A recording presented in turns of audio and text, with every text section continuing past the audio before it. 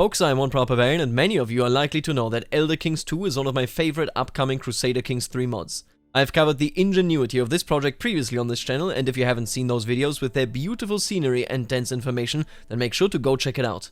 After all, if you are a fan of the Elder Scrolls universe like me, well, let's just say we've had a bit of a drought lately. And that is where Elder Kings 2 will come to the rescue. The mod will depict an absolutely gorgeous Tamriel that will show the details of the world as we have never seen them before.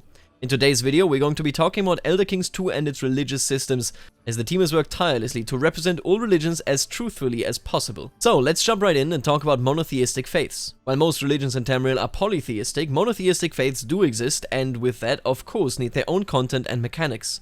With that realization, the team brought in additional doctrines that would grant significant and relevant bonuses. For example, the rare Yukudan faith of the Herd Mother gives its adherents cavalry bonuses with each level of devotion gained. The Skal believe in the Allmaker, on the other hand, will, for example, gain popular opinion bonuses, and the priests of the Ancestor Moths in Cyrodiil will gain more lifestyle experience. However, should the adherent of such a faith be less than devout, this can also come with negative effects. The team is also showing off the amount of thought that they put into UI design, as they've decided to place the patrons into the actual faith's window. This means that the player will be able to tell who counts as a patron in a polytheistic faith and what bonuses they would give. You can even see that they added an effects only toggle in the UI that will get rid of the flavor and instead deliver only the information that you need to choose a patron that fits your playstyle.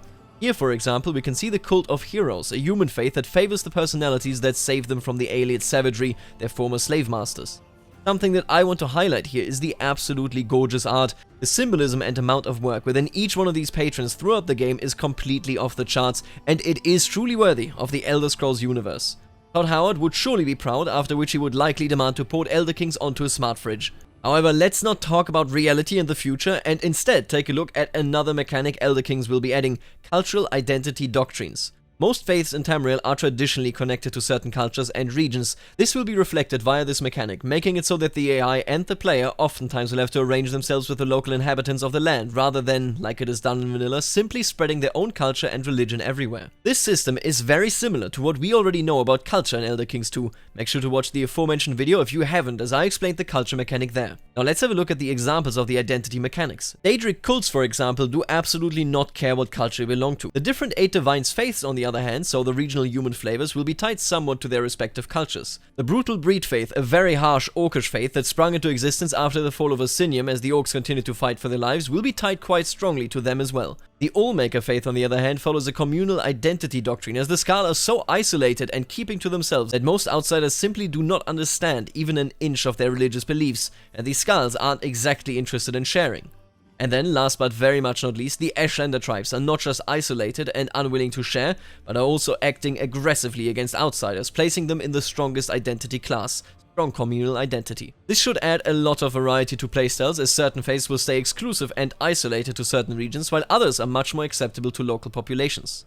After implementing these features, the modders found that the main doctrine interface was already full, but that they still had to add content, because there simply will never be enough. So they simply added a bigger doctrine interface that now houses what they call special doctrines. Here is where the modders primarily alter the relationship between faiths, for example by adding the Imperial cult as a Cyrodiilic cult, as well as the leader of the Council of the Eight. Now the latter is a really neat mechanic. All human cults that follow the faith of the 8 divines of course are like siblings, and please do remember, Talos does not yet exist when Elder Kings 2 happens, so don't worry, that is why I'm talking about the 8 divines. However, the cult with the highest counting number will be seen as the leader of the council, while still giving a large degree of authority to the regional chapels. Being the leading faith of the 8 divines comes with a light bonus, and is therefore rather desirable. Now, since my old video on this topic, something has changed dramatically. Back then, you could add Daedra to your pantheon by enacting tenets and doctrines that fit them. For example, Molag Bal would be added to your pantheon if you allowed vampirism. Now, however, the Daedric doctrines have become much more extensive. Every single faith in Tamriel will have some sort of relationship, positive or negative, to the Daedra,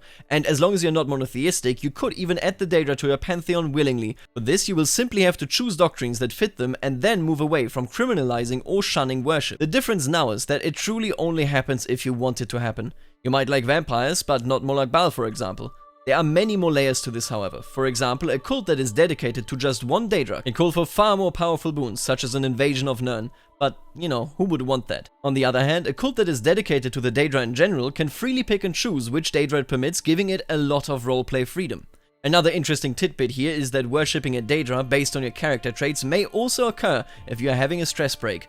Here, for example, the sadistic nature of our character can make him into a worshipper of Molag Bal, master of domination. There are a bunch of new faiths as well, and the team also found a way of collapsing the various doctrine categories so that you don't lose sight of what is important: quality of life and the worship of Our Lady of the Light, Meridia. Please make absolutely sure to check out the official Elder Kings 2 Discord. The link is of course in the description. And with that being said, I would simply like to thank the members of the channel, namely the Barons, Counts and Dukes. Thank you all so much, and see you later, Alligator.